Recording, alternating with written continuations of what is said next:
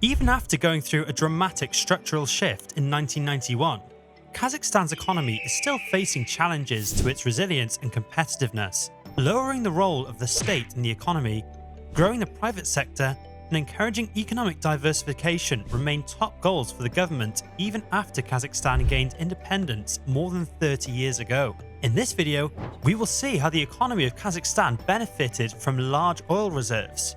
Was it really an advantage? What challenges face the economy there, and how is the government responding?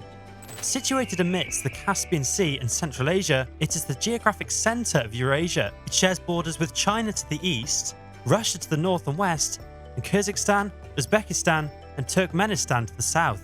With respect to the area, it is among the biggest members of the Organization of Turkic States. This makes it the biggest nation in the entire globe without access to the Pacific Ocean. Live to fight another day, Kazakhstan. Also, Kazakhstan's land is rich in natural resources, which make it even more attractive. With 99 components of Mendeleev's table on its soil, it draws interest from around the globe, which increases its capacity for reciprocal trade and emphasizes the geopolitical significance of Central Asia. This rich soil will make or break the economy. Because of such abundance of natural resources, especially oil, the nation is better positioned internationally, able to manage the West's energy dilemma as a dependable substitute for Russia. It has established itself in the global trade and transportation arena by serving as a transit nation and hosting multiple corridors. In this regard, Kazakhstan has been able to safely join the global geopolitical coordinate system and occupy its rightful place in the international community thanks to its abundant natural resources, tremendous potential for the development of transcontinental transportation and communication networks, and other previously mentioned elements. If you like this video so far, please consider liking and subscribing to the channel. In terms of territory, Kazakhstan is the 9th largest country in the entire globe and the 2nd largest republic of the former Soviet Union, behind Russia. Rich in natural resources such as coal, oil, gas, uranium, and other mineral deposits, the nation has used these riches to create the most prosperous economy in Central Asia. Now, to the money spinner. By connecting the vast and rapidly expanding markets of China, South Asia, and Russia with those of Western Europe and the United States via ports on the Caspian Sea, road, and rail, Kazakhstan is additionally growing a key centre for logistics and transportation in the region. Approximately 100 million consumers in the Caspian Sea region, 76 million in Central Asia, and 350 million in Western China can be reached through trade with Kazakhstan. Furthermore, it has a lot of agricultural potential for producing cattle and grains, and American businesses are in a good position to assist Kazakhstan in diversifying its economy in this area. Kazakhstan offers trade and investment opportunities to American companies looking for new business ventures in this expanding emerging market, thanks to its expanding middle class. They are making a killing. Kazakhstan has progressively tried to enhance its business and investment climate ever since attaining independence in 1991. In fact, it has managed to significantly increase its ease of doing business ranking. It went up 52 positions, quite impressive in just 5 years. The government there understands that in order to increase development and productivity, radical economic reforms must be put into place. They must rise to the occasion. Reform implementation has been unbalanced though, and issues with the nation's competitiveness and economic diversification, excessive reliance on the extractive industry, corruption, ineffective bureaucracy, criminal liability for inadvertent tax violations, and arbitrary law enforcement, particularly at the local level, still need to be addressed. Kazakhstan was an agricultural nation to the Soviet Union during the Cold War, when the military sector dominated the economy. After more than a decade of independence, the shift from a centrally planned economy to a market economy has been the primary focus of economic activity. In order to create a democratic state with a market economy, it has made significant strides in putting complicated political, economic, and social reforms into practice during the last few years. They can't unring the bell, right? Due mostly to the destabilizing effect of the Soviet Union's breakup, its economy declined during the first few years of its independence. By 1995, real GDP had fallen and GDP growth was negative.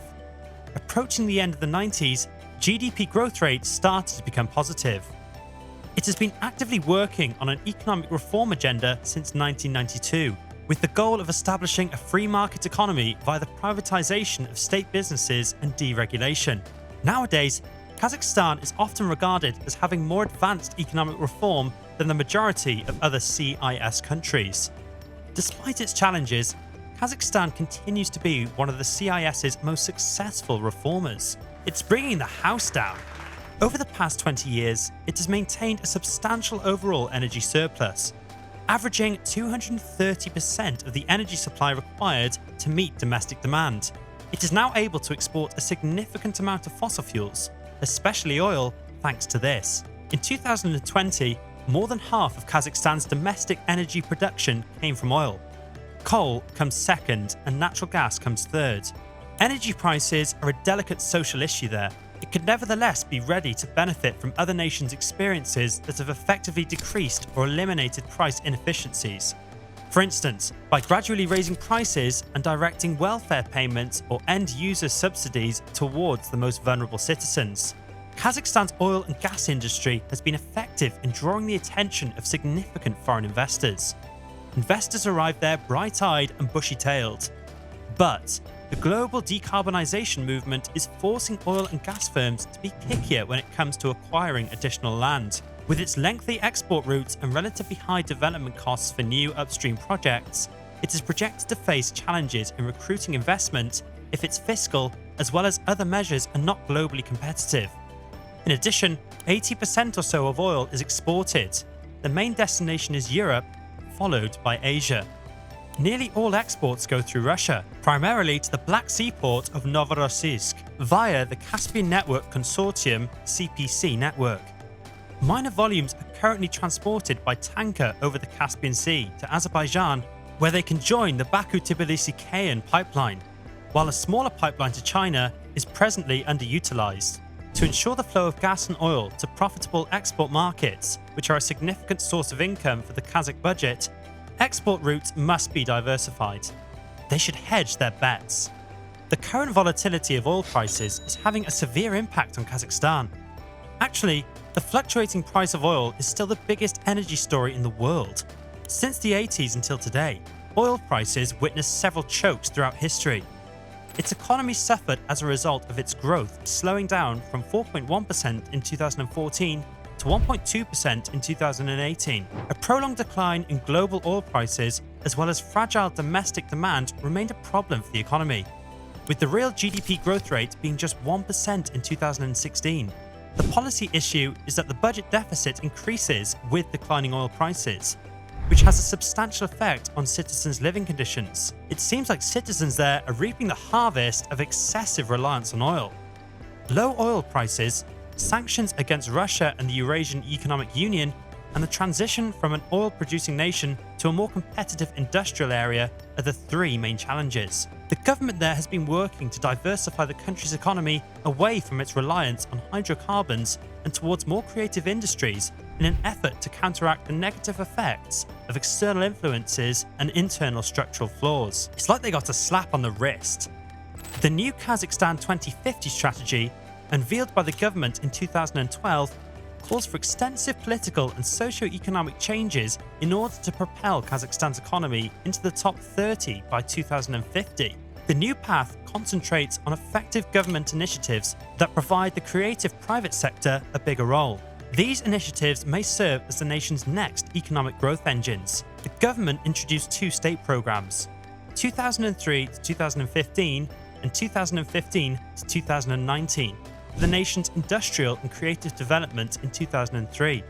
Many innovative projects failed during the state program's implementation, and some strategic indicators were not met. Resource extractions are now required to set aside 1% of their yearly earnings for research and development. The Ministry of Industry and New Technologies predicts that subsurface users will invest up to $250 million more in R&D. Seems that the government there knows its own mind. Kazakhstan's rough journey lies ahead. In order to achieve more inclusive and sustainable growth, the economy there must be changed from being dependent on hydrocarbons to becoming more dynamic, productive, export-oriented, and innovative in its industrial and innovation sectors. Otherwise, it would be like going back to square one. Thanks for watching till the end. If you enjoyed this video, make sure to hit the like and subscribe buttons to receive more content. See you in the next video.